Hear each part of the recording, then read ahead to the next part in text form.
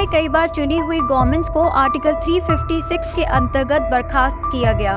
Voter ID card के आने से पहले ना जाने कितने बड़े पैमाने पर फेक वोटिंग हुई और आपातकाल तक लगाया गया।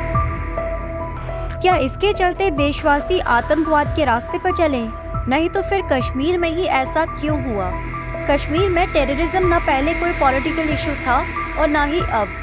जम्मू कश्मीर में आतंकी हमले हमेशा से ही चिंता का सबब रहे हैं। पिछले कुछ दिनों में फिर से घाटी में आतंकियों ने कई जगहों पर दहशत फैलाई। रियासी, कठुआ और डोडा में पिछले कुछ दिनों में 4 टेररिस्ट इंसिडेंट सामने आ चुके हैं। इन 4 आतंकी हमलों में 9 डिवोटीज की जान चली गई, वहीं 1 जवान शहीद हुआ और 2 टेररिस्ट मारे गए। चारों आतंकी हमलों में सेना के जवानों समेत कई लोग भी घायल हुए हैं। चलिए अब आगे बढ़ते हैं और जानते हैं कि जम्मू कश्मीर में आतंकवाद क्यों बढ़ रहा है। कि अगस्त 2019 में सेक्शन 370 हटने के बाद से कश्मीर में आतंकी घटनाएं बढ़ी हैं। कुछ सिक्योरिटी इंडिकेटर ये इशारा भी करते हैं, जैसे आतंकवादियों की नियुक्ति बढ़ाना, लेकिन यहाँ एक पेच है कि आतंकियों और ओवरग्राउंड वर्कर्स की गिरफ्तारियां भी बेहद तेजी से हो रही थी। काउंटर इंसर्जेंसी ऑपरेशन में अगस्त 2019 से लेकर जून 2023 के बीच लगभग 250 आतंकवादी और उनकी मदद करने वाले लोग पकड़े गए।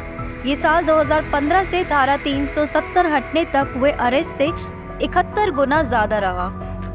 चलिए अब आगे बढ़ते हैं और जानते हैं कि क्या कश्मीरियों और नॉन कश्मीरियों के बीच दूरी बढ़ाने की साजिश है। ये माना जा रहा है कि पिलग्रिम्स पर हमला आतंकियों की सोची समझी साजिश है।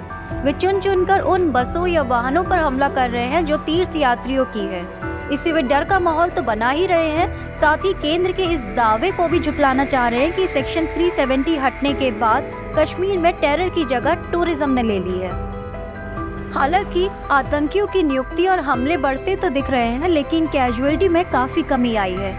सिक्योरिटी फोर्स और आम जनता दोनों के ही मारे जाने की घटनाएं कम हुई हैं। सिविलियंस की बात करें तो धारा 370 के दौरान 11 नागरिक आतंकी हमलों में मारे गए थे। वहीं पोस्ट आर्टिकल 370 इससे 63% की गिरावट आई है। पुलिस और बाकी सुरक्षा बलों के हताहत होने में भी 13% कमी आई है। चलिए अब आगे बढ़ते हैं और जानते हैं आतंकवाद के परिणाम।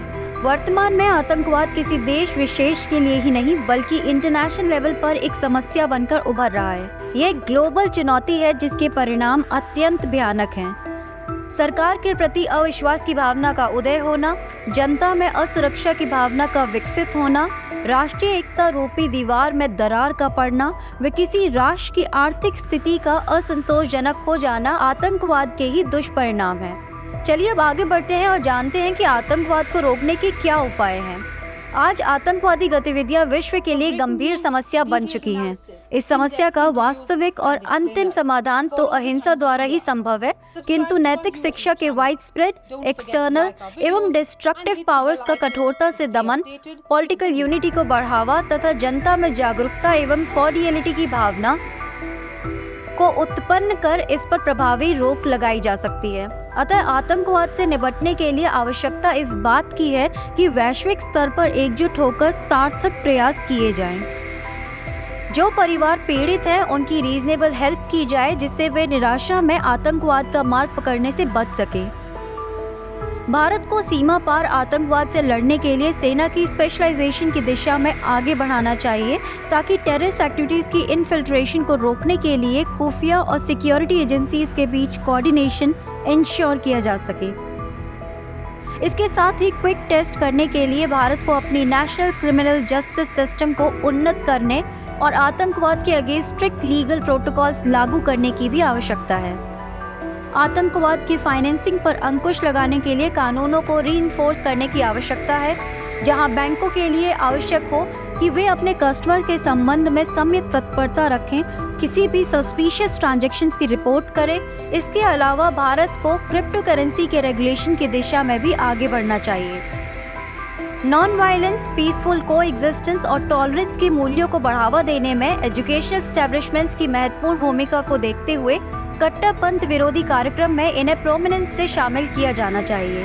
तो ये थी महत्वपूर्ण इन्फॉर्मेशन रिगार्डिंग दिस टॉपिक। ऐसे ही करंट अफेयर की वीडियोस के लिए kindly subscribe to our YouTube channel. Thank you so much and have a great day.